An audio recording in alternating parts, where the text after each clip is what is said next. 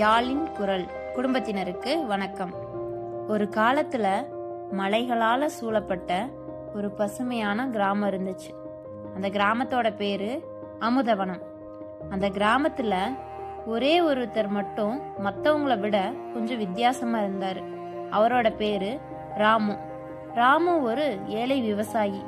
தினமும் காலையில எந்திரிச்சு வயலுக்கு போனா சூரியன் மறையிற வரைக்கும் வேலை செய்வாரு. அவர்கிட்ட பெரிய நிலம்லாம் இல்ல, நிறைய பணம் காசும் இல்ல.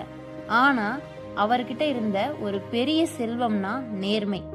ராமு ஒருபோதும் பொய் பேச மாட்டாரு, யாரோட பொருளுக்கும் ஆசைப்பட மாட்டாரு.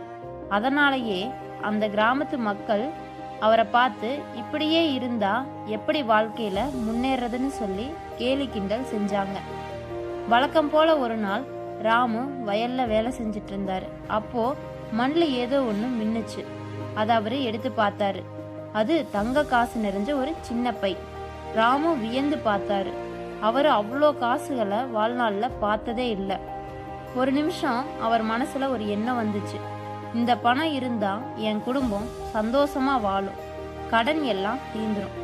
ஆனா உடனே மனசாட்சி சொல்லுச்சு, இது உன்னோடது இல்ல, யாரோ ஒருத்தர் தொலைச்சது. ராமு அந்த பையை எடுத்துக்கிட்டு கிராமத்துக்கு போனாரு. கிராமத்தோட மையத்துல நின்னு சத்தமா சொன்னாரு, யாராவது தங்க காசு கொண்ட பைய தொலைச்சிட்டீங்களா அப்படின்னு. அந்த செய்தி கிராமம் எங்கும் பரவுச்சு. மக்கள் கூட்டமும் கூடுனாங்க. அதுல கொஞ்சம் பேர் கிசுகிசுத்தாங்க.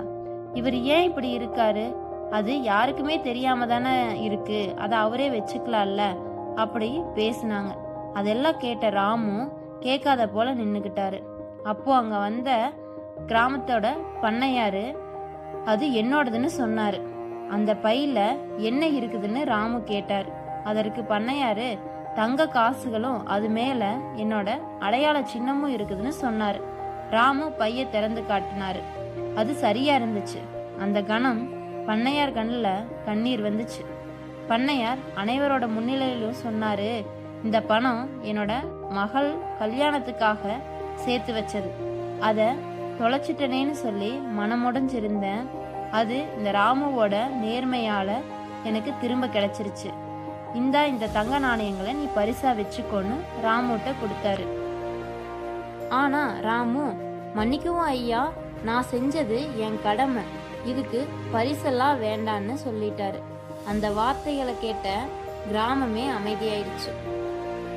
அந்த நாள்ல இருந்து கிராம மக்கள் ராமுவை வேறொரு பார்வையில பார்க்க ஆரம்பிச்சாங்க. கொஞ்ச நாள் கழிச்சு பண்ணையார் ராமுவை தேடி வந்தாரு. ராமு, என் வயல்ல வேலை தானே பாக்குற, அதுக்கு பதிலா நீயே பாத்துக்கோ, வர்ற லாபத்துல பங்கு வச்சுக்கலாம் அப்படின்னு சொன்னாரு. அதை கேட்ட ராமு ஆரம்பத்துல தயங்கினாரு. ஆனா பண்ணையார் சொன்னாரு, இது நான் பரிசா உனக்கு கொடுக்கல, உன்னோட நேர்மைக்கு கிடைச்ச பலன் அப்படின்னு சொன்னாரு.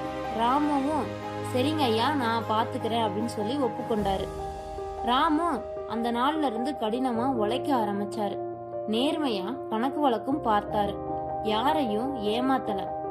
கொஞ்ச நாட்களுக்கு அப்புறம் அவரோட வாழ்க்கை மெதுவா உயர ஆரம்பிச்சிச்சு. அவரோட குழந்தைகளுக்கும் நல்ல கல்விய படிக்க வச்சாரு. சில காலங்கள் கரைச்சு ராமு கிராமத்துல அனைவராலும் மதிக்கப்படுற அளவுக்கு மனிதனா உயர்ந்து நின்னாரு. நேர்மையா இருந்தா முன்னேறவே முடியாதுன்னு சொன்ன அதே கிராம மக்கள் இப்போ ராமுவை ஒரு எடுத்துக்காட்டா தன் குழந்தைகளுக்கு சொல்லி வளர்க்கவும் ஆரம்பிச்சாங்க. இந்த கதையில இருந்து நம்ம கத்துக்கிறது என்னன்னா, நேர்மை உடனடியா லாபம் தராது, ஆனா காலம் கடந்து போக அதுவே மிகப்பெரிய வெற்றியை தரும். நேர்மை ஒருபோதும் தோற்காது.